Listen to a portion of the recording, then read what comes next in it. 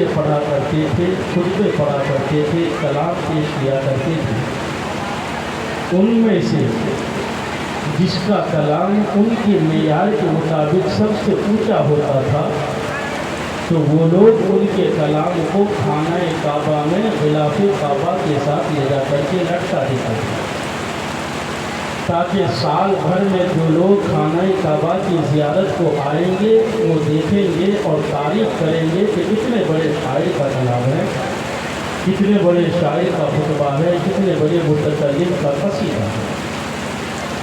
جب قرآن مجید کی یہ صورت مبارکہ انا اعطیناک الکوثر فصل لربک وانحر ان شانئک هو الابتر یہ نازل ہوئی تو حضور نبی کریم صلی اللہ تعالیٰ علیہ وسلم کے صحابہ غلامان مصطفیٰ ہمارے نبی کی بارگاہ میں حاضر ہوئے۔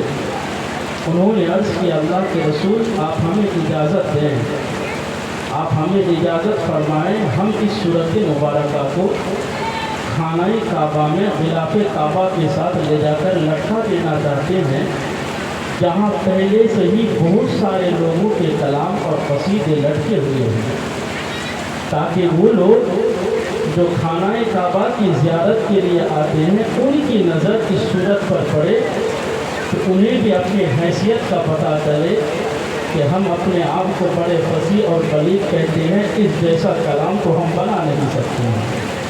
حضور نبی کریم نے ان لوگوں کو اجازت دے دی، غلامان مصطفیٰ اس صورت مبارکہ کو لے جا کر خانہ کعبہ میں غلاف کعبہ کے ساتھ لٹکا دیتی ہیں۔ اس وقت کے جو بڑے بڑے شاعر تھے، اس وقت کے ملک عرب میں جو نامور مشہور شاعر تھے، وہ بھی خانہ کعبہ کی زیارت کے لیے آئے تھے۔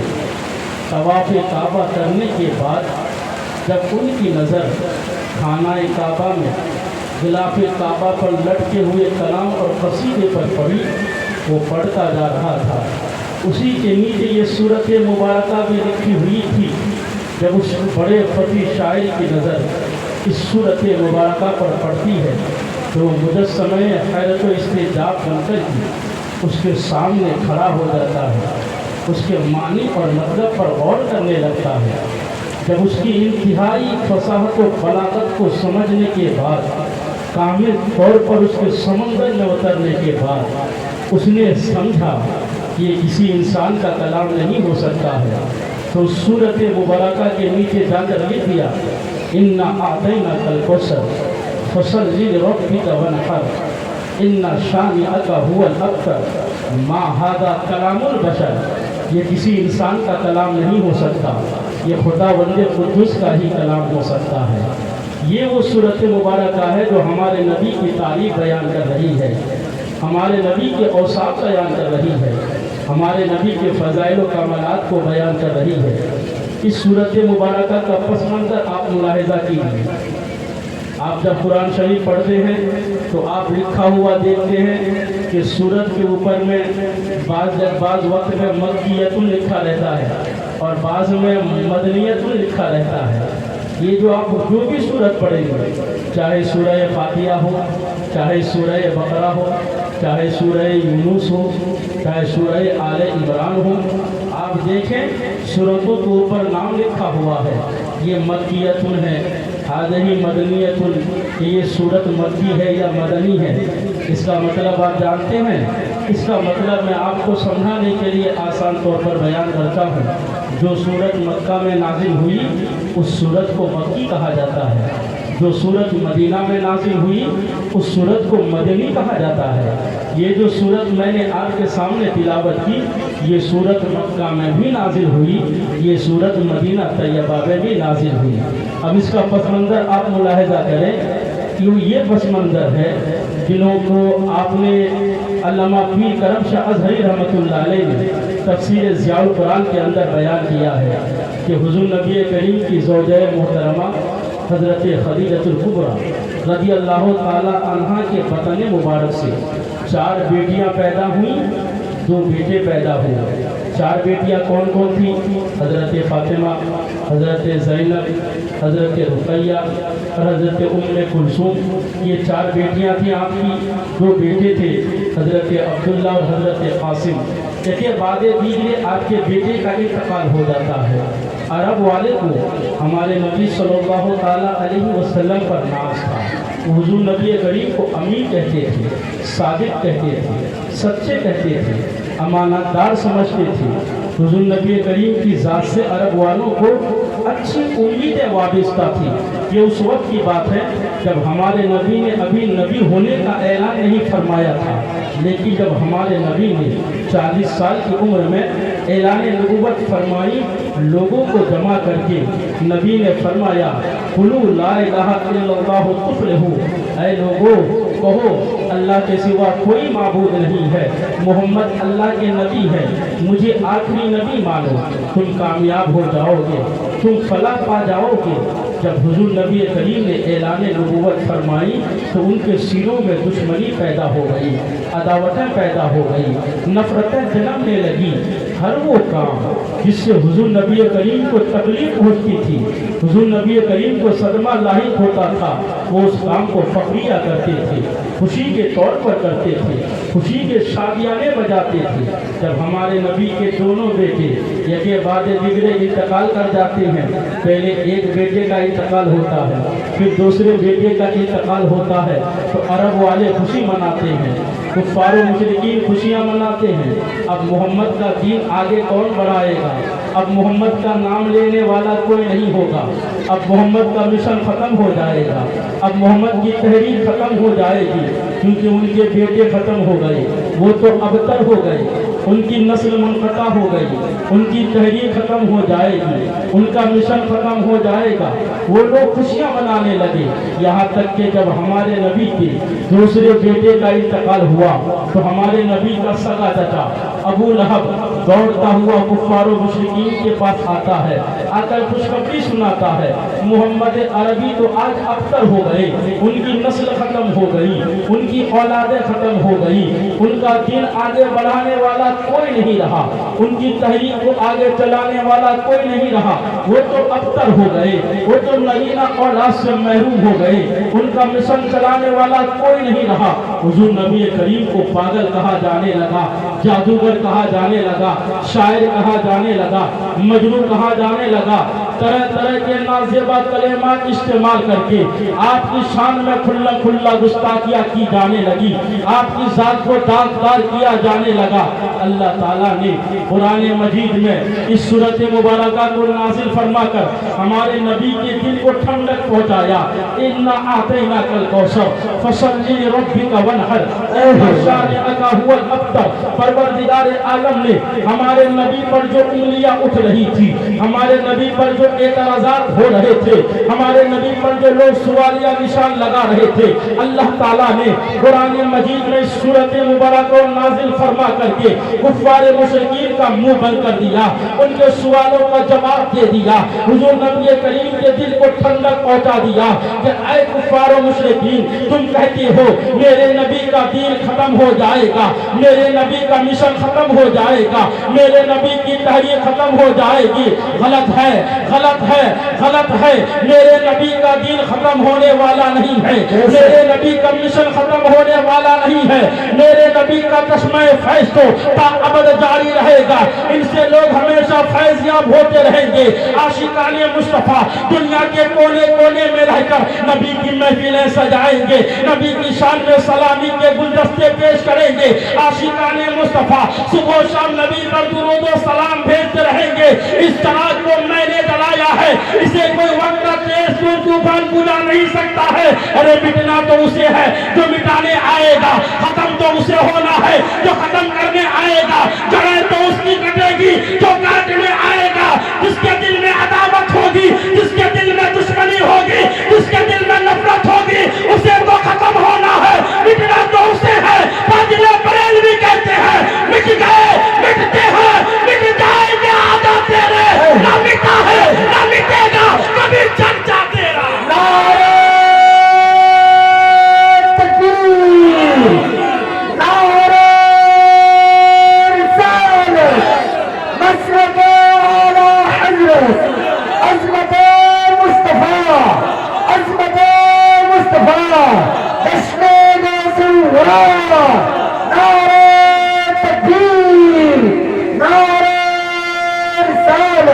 वाह वाह सुभान अल्लाह, बहुत खूब।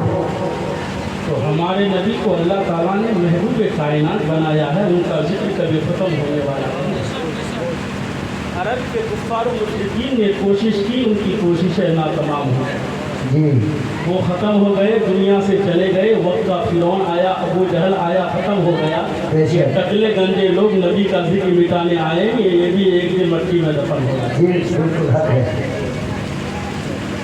अल्लाह ताला ने हमारे नबी का जिक्र बुलंद फरमाया है, हमारे नबी की शान अल्लाह ने बढ़ाई है।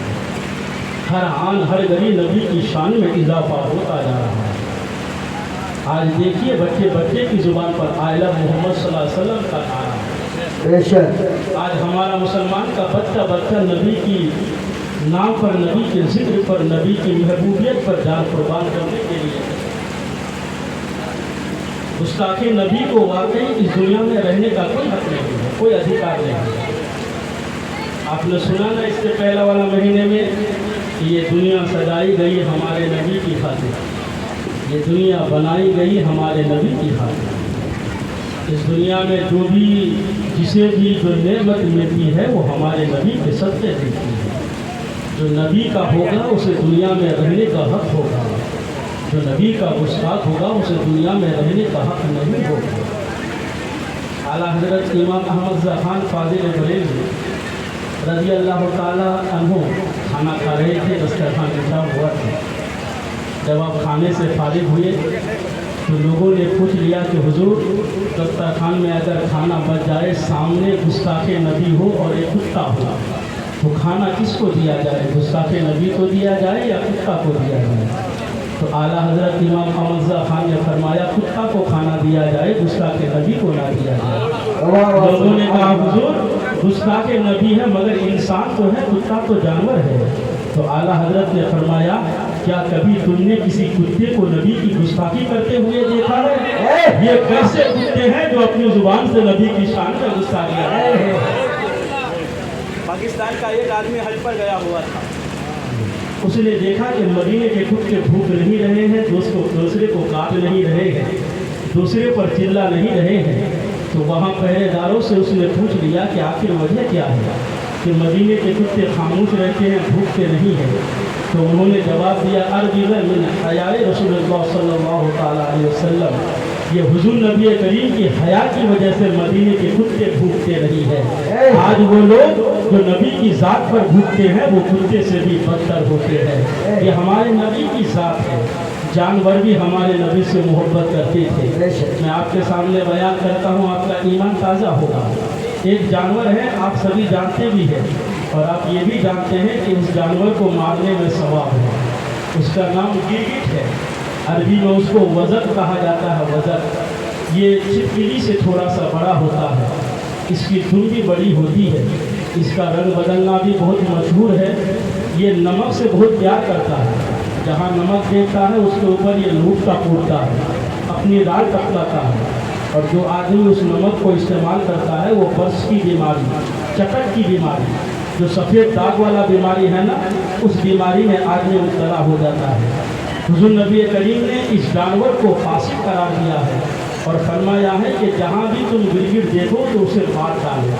गिरगिट को मारने का हुक्म है, गिरगिट को कत्ल करने का हुक्म है। गिरगिट को अल्लाह के नबी ने कत्ल करने का हुक्म क्यों दिया? क्या कभी आपने गौर किया? क्या आपने कभी सोचा? उसकी वजह हदीस शरीफ में मौजूद है। हज़रत आयशा सिद्दीक़ा रज़ियल्लाहु ताला अन्हा फरमाती है कि हुज़ूर नबी करीम ने इरशाद फरमाया, जब हज़रत इब्राहीम अलैहिस्सलाम को आग में डाला गया था तो जितने सारे जानवर थे वो सारे के सारे अपनी हैसियत के मुताबिक आग को बुझाने की कोशिश कर रहे थे। ये गिरगिट एक अकेला ऐसा जानवर था जो आग में फूंके मार रहा था ताकि आग ज़्यादा हो। इसलिए हुज़ूर नबी करीम ने फरमाया, जहाँ भी तुम गिरगिट को देखो उसे मार डालो। और मारना ही नहीं बल्कि मारने पर सवाब भी है।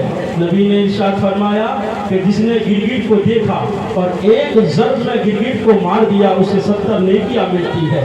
गिरगिट को मारने में 70 नेकियों का सवाब मिलता है।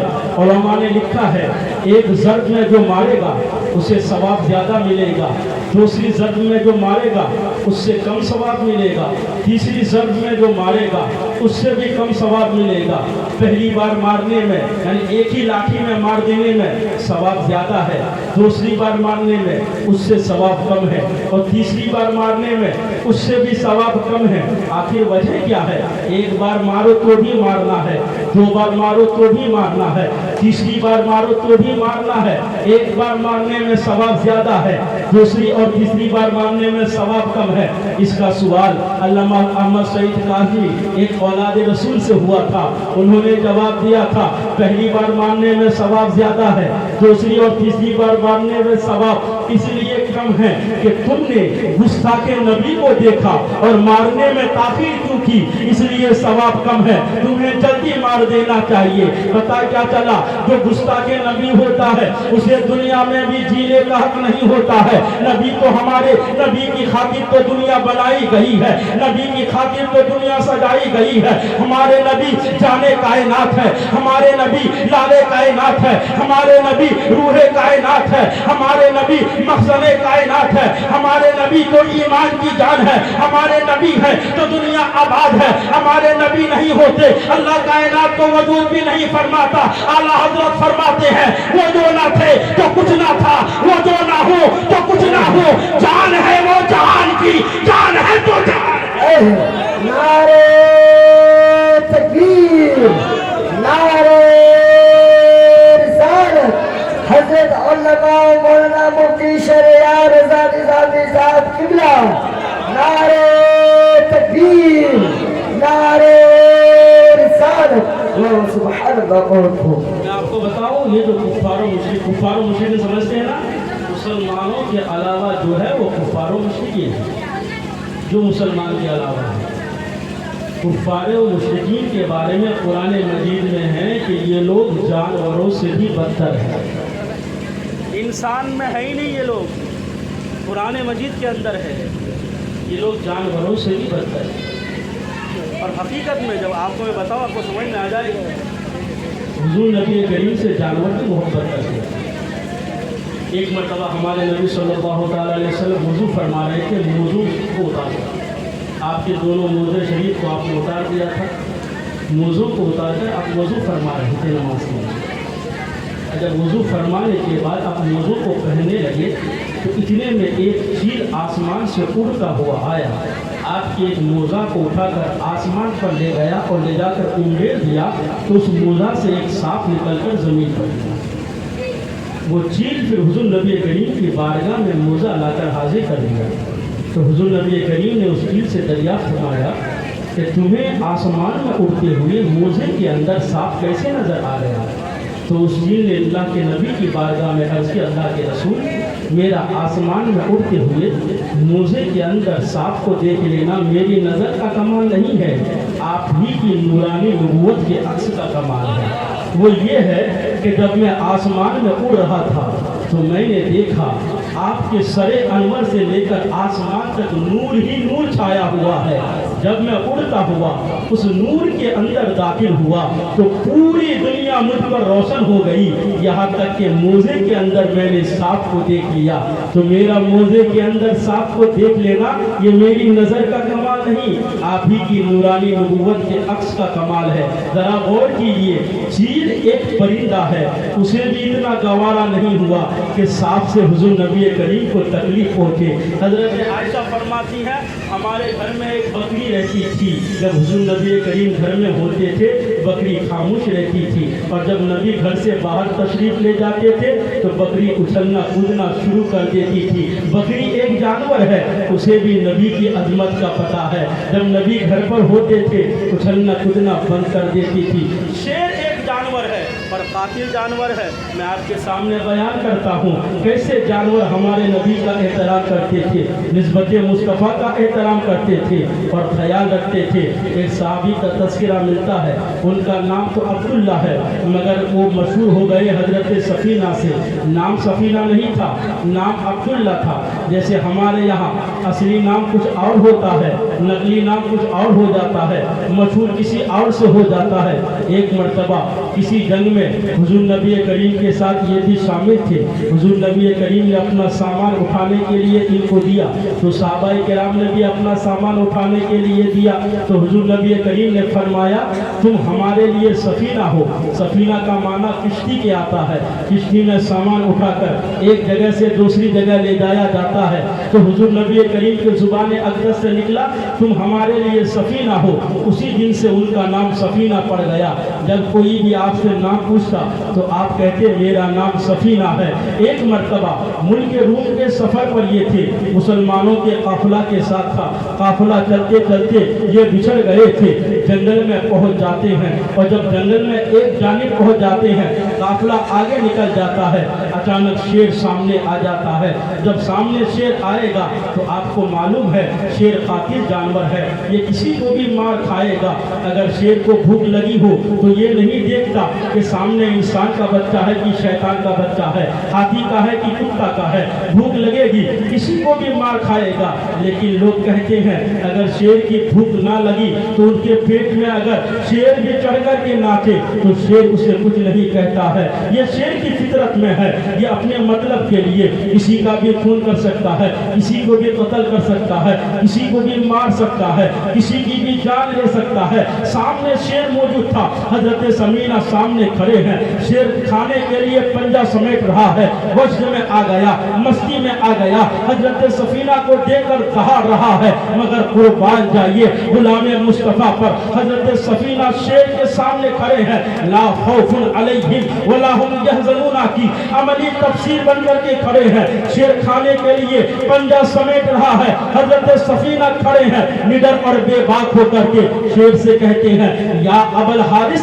अना मौला रसूलिल्लाह, ऐ जंगल का राजा शेर देख ले, मुझे पहचान ले, मैं मुस्तफा का गुलाम हूँ, मैं रसूलुल्लाह का नौकर हूँ, मैं रसूलुल्लाह का खादिम हूँ। अब मैं आपके सामने बयान करता हूँ, आपका ईमान ताज़ा हो जाएगा, अकीदे में पुख्तगी आ जाएगी। आज कुछ लोग कहते हैं मुसीबत आ जाए तो अल्लाह को पुकारना चाहिए, तकलीफ और परेशानी आ जाए अल्लाह को पुकारना चाहिए, अल्लाह के अलावा किसी और को पुकारना नहीं चाहिए। हजरत सफीना के सामने मौत खड़ी थी, शेर खाने के लिए तैयार था, पंजा समेटने के लिए तैयार था। हजरत सफीना को चाहिए था शेर से ये कहते या अना अबल हारिस अना अब्दुल्ला, ऐ जंगल का राजा शेर देख ले, पहचान ले, मैं अल्लाह का बंदा हूँ। मगर हजरत सफीना ने ये नहीं कहा ऐ जंगल का राजा देख ले, मैं अल्लाह का बंदा हूँ, बल्कि हजरत सफीना ने ये कहा ऐ जंगल का राजा शेर देख ले, पहचान ले, मैं रसूलुल्लाह का गुलाम हूँ। पता क्या चल गया? पता चल गया कि सिर्फ कामयाबी हासिल करने के लिए, कामयाब होने के लिए, मुरादों तक पहुँचने के लिए, जन्नत पाने के लिए, खुदा तक पहुँचने के लिए खाली अल्लाह का बंदा होना जरूरी नहीं है, रसूलुल्लाह का गुलाम होना भी जरूरी है। कामयाब वही होता है जो अल्लाह का बंदा हो, रसूलुल्लाह का गुलाम हो। फाजिल बरेलवी फरमाते हैं खौफ ना रख रज़ा ज़रा, तू तो है अपने मुस्तफा, तेरे लिए अमान है, तेरे लिए अमान है। नारे तकबीर, नारे रिसालत, मसलके आला हजरत, फैज़ाने आला हजरत, सरज़मीने पान मारा। नारे तकबीर, नारे रिसालत। वाह वाह सुभान अल्लाह, बहुत खूब। ये तो इमामुल अंबिया की बात है, इमामुल औलिया की बात है। आप 11वीं शरीफ मनाते हैं, पूरी दुनिया के मुसलमान 11वीं मनाते हैं। ये 11वीं की इब्तिदा कहाँ से हुई, कैसे हुई, इसकी असल क्या है कि आज पूरी दुनिया में मशहूर हो गई, पूरी दुनिया के मुसलमान मनाते हैं। अल्लामा इमाम याफ़ई रहमतुल्लाह अलैह ने अपने किताब हुर्रतुन नाज़िरा व खुलासतुल मफ़ाकिरा के अंदर बयान किया है कि हुज़ूर गौसे पाक रज़ियल्लाहु ताला अन्हु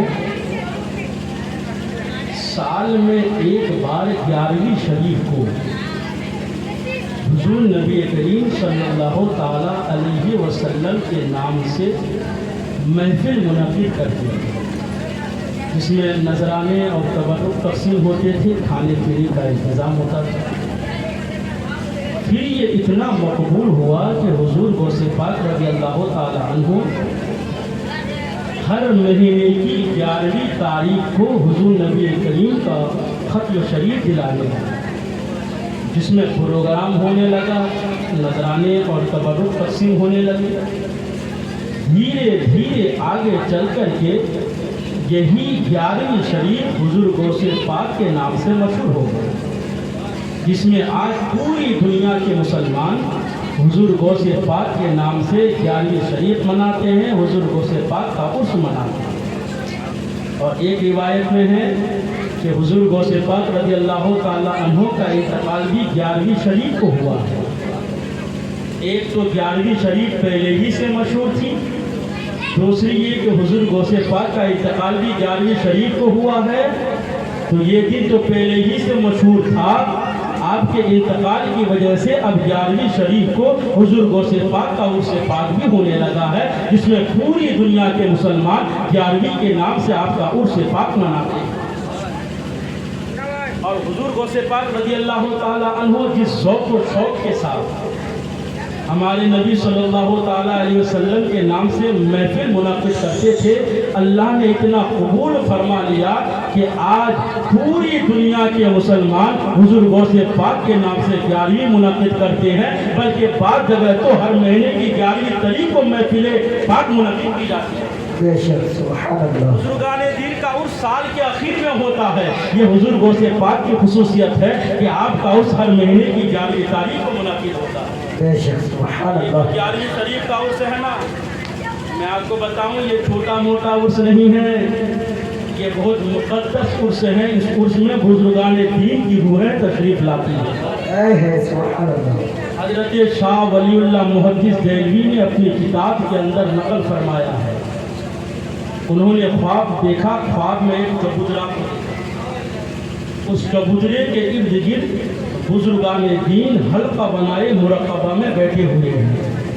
حضرت خواجہ نقشبند علیہ الرحمہ 2 زانو بیٹھے ہوئے ہیں، حضرت جنید بغدادی رضی اللہ تعالی عنہ ٹیک لگا کر بیٹھے ہیں، ہر ایک کی زبان پر اوراد و وظائف جاری ہیں اور اپنی بھی دھن میں مگن ہیں۔ اتنے میں اچانک یہ لوگ کھڑے ہو جاتے ہیں اور ایک جانب چلنے لگتے ہیں۔ حضرت شاہ ولی اللہ محدث دہلوی فرماتے ہیں میں نے خواب میں پوچھ لیا کہ یہ لوگ اچانک کیوں کھڑے ہو گئے اور کہاں تشریف لے جا رہے ہیں۔ ان میں سے کسی نے بتایا کہ یہ لوگ امیر المؤمنین حضرت علی رضی اللہ تعالی عنہ کے استقبال کے لیے جا رہے ہیں۔ پھر یہ لوگ گئے، میں نے تھوڑی دیر کے بعد دیکھا کہ حضرت علی رضی اللہ تعالی عنہ آ رہے ہیں اور آپ کے ہاتھ میں ایک شخص کا ہاتھ ہے جس کے بال الجھے ہوئے ہیں، جس کے پیروں تلے چپل نہیں ہے، ان کے بال بھی الجھے ہوئے ہیں، ایک پھٹی پرانی چادر پہنے ہوئے ہیں۔ حضرت علی نے اس شخص کے ہاتھ کو انتہائی عاجزی کے ساتھ اپنے ہاتھ میں رکھا ہوا ہے، تو میں نے لوگوں سے کہا یہ کون آدمی ہے جس کے ہاتھ کو حضرت علی نے انتہائی شفقت و محبت کے ساتھ اپنے ہاتھ میں رکھا ہوا ہے؟ تو ان لوگوں نے بتایا یہ خیر التابعین حضرت اویس قرنی رضی اللہ تعالی عنہ ہے۔ میں نے پھر خواب میں دیکھا اچانک ایک کمرہ روشن ہو جاتا ہے، بڑا خوشبودار کمرہ ہے، معطر و معمر کمرہ ہے، ہر طرف سے نور کی روشنی ٹپک رہی ہے۔ اچانک لوگ کمرے میں داخل ہو جاتے ہیں۔ میں نے پوچھا کہ یہ لوگ اب کہاں داخل ہو رہے ہیں، کہاں جا رہے ہیں؟ تو ان لوگوں نے بتایا امروز عرس غوث الثقلین آج تو حضور غوث پاک کا عرس مبارک ہے۔ یہ سارے بزرگان دین اسی عرس مبارک میں تشریف لائے ہوئے تھے۔ پتہ کیا چلا حضور غوث پاک کا عرس ہوتا ہے تو بزرگان دین کی روحیں بھی تشریف لاتی ہے۔ یہ ایسے اللہ کے ولی ہے، یہ ایسے اولیاء اللہ کے سردار ہے۔ حضور غوث پاک نے ایک مرتبہ اعلان فرمایا قدمی ہاذہی علی رقبتی کلی ولی اللہ، میرا یہ قدم ہر ولی اللہ کی گردن پر ہے، ہر اللہ کے ولی کی گردن پر ہے۔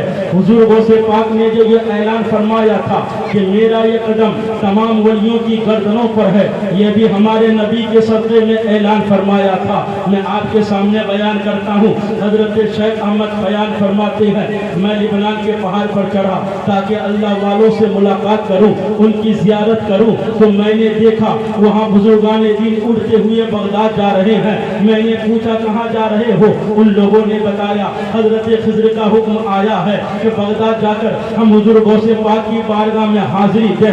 میں بھی اڑتا ہوا بغداد پہنچا، حضور غوث پاک کی بارگاہ میں حاضری دی۔ ہم نے مانا کہ حضور غوث پاک کا قدم ہماری گردنوں پر ہے، یعنی حضور غوث پاک نے جب یہ اعلان فرمایا تھا کہ میرا یہ قدم ہر ولی کی گردن پر ہے، اس وقت دنیا میں جتنے بھی اولیاء کرام روئے زمین پر زندہ تھے، ہر ایک نے یہ مانا تھا کہ ہمارا قدم ہمارے سر پر، ہماری گردنوں پر حضور غوث پاک کا قدم مبارک ہے۔ حضور غوث پاک نے اتنا بڑا اعلان کیوں فرمایا کہ میرا یہ قدم تمام ولیوں کی گردنوں پر ہے؟ آپ سے پہلے بھی اولیاء کرام گزرے، آپ کے ماں باپ بھی اولیاء کرام گزرے، بڑے بڑے اولیاء کرام گزرے، صحابہ کرام نبی ولی تھے، ہر صحابہ کرام ولی تھے۔ حضور غوث پاک کو اتنا پاور کہاں سے ملا کہ حضور غوث پاک نے اعلان فرمایا میرا یہ قدم تمام ولیوں کی گردنوں پر ہے؟ یہ بھی ہمارے نبی کے صدقے ہے۔ فتاوی رضویہ میں اعلیٰ حضرت فرماتے ہیں جب حضور غوث پاک معراج کی رات میں تشریف لے جا رہے تھے، حضرت جبرائیل براق لے کر حضور غوث پاک کی بارگاہ میں حاضر تھے۔ براق شوق سے مچلنے لگا۔ حضور نبی کریم جب براق کے پاس آئے، خوشی سے براق مچلنے لگا۔ حضور نے فرمایا براق اتنی شوخی کیسی ہے، یہ مچلنا کیسا ہے؟ براق نے عرض کیا اللہ کے رسول آپ مجھ سے وعدہ فرما لیں کہ کل قیامت کے دن آپ مجھ پر سوار ہو کر جنت میں جائیں گے، جیسا کہ آج مجھ پر سوار ہو کر معراج کی سیر کو جا رہے ہیں۔ اللہ کے نبی نے فرمایا ہاں ایسا ہی ہوگا۔ حضور نبی کریم سے براق نے عرض کیا اللہ کے رسول قیامت میں بڑی بھیڑ ہوگی، انسانوں کا امڑتا ہوا سیلاب ہوگا، تمام مخلوقات کا اجتماع ہوگا، میں کیسے پہچانا چاہوں کہ آپ مجھ پر سوار ہو کر جنت میں جائیں گے؟ اور بھی تو براقیں ہوں گی۔ حضور نبی کریم سے براق نے عرض کیا آپ میرے اوپر دست شفقت پھیر دیں تاکہ میں دور سے پہچان لیا جاؤں کہ مجھ پر سوار ہو کر آپ جنت میں جائیں گے۔ حضور نبی کریم نے براق پر اپنا دست شفقت پھیرا، براق کی پیٹھ پر حضور نبی کریم کا ہاتھ لگنا تھا، وہ براق خوشی سے مچلنے لگا، اتنا خوشی سے اچھل کود پڑا کہ 40 گز لمبا ہو گیا۔ اب حضور نبی کریم کو براق پر سوار ہونے میں تھوڑی سی تاخیر ہو جاتی ہے، قدرے تاخیر ہو جاتی ہے، ایک لحظہ تاخیر ہو جاتی ہے، اتنے میں حضور غوث پاک کی روح حاضر ہوتی ہے، عرض کرتی ہے اللہ کے رسول آپ میری گردن پر قدم رکھ کر کے براق پر سوار ہو جائیے۔ حضور نبی کریم حضور غوث پاک کی گردن پر سوار کر کے براق پر سوار ہوتے ہیں اور فرماتے ہیں اے عبد القادر میرا قدم تیری گردن پر اور تیرا قدم تمام اولیاء کرام کی گردن پر۔ فاضل بریلوی فرماتے ہیں وہاں کا مرتبہ اے غوث بالا اونچے اونچوں کے سراستے قدم تکبیر، نعرہ رسالت، مسلک اعلیٰ حضرت، عظمت غوث اعظم۔ سبحان اللہ، بہت خوب۔ بارش نے وعدہ ڈال دیا ہے، رحمت کی بارش ہے، اور اس رحمت کی بارش میں دعا کرتا ہوں اللہ تعالیٰ کی بارگاہ میں ہے کہ اللہ تعالیٰ ہمارے آپ سب کے اوپر رحمت نور کی بارش ہے۔ آمین۔ اللہ تعالیٰ حضور غوث پاک کے صدقے ہمارے دلی مرادوں کی تکمیل فرمائے۔ آمین۔ جن لوگوں نے بھی اس محفل نور کو، محفل غوث کو سجانے میں دام دل میں سخن حصہ لیا ہے، ہمارے نوجوانوں نے، ہمارے بچوں نے، ہمارے بڑوں نے، آپ کے بستی والوں نے